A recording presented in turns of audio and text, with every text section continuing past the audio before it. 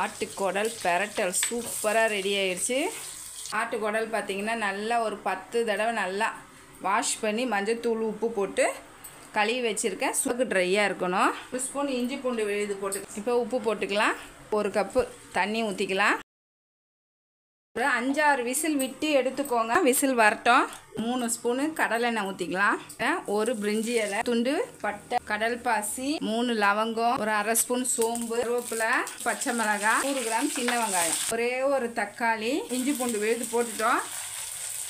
கொஞ்சமாக உப்பு போட்டுக்கோங்க. தண்ணியோட அப்படியே சேர்த்துக்கலாம். அதில் இருக்கிறது கொஞ்சம் வெள்ளையாக வாங்கிக்கோங்க. அப்போ ஈஸியாக இருக்கும் உங்களுக்கு கழுவ. ஒரு 1/2 ஸ்பூன் வெறும் மிளகாத்தூள், குழம்பு மிளகாத்தூள், ஒரு 1/2 ஸ்பூன் பாருங்கள் மிளகு சீரகத்தூள், ஒரு ஸ்பூன் போட்டிருக்கேன்.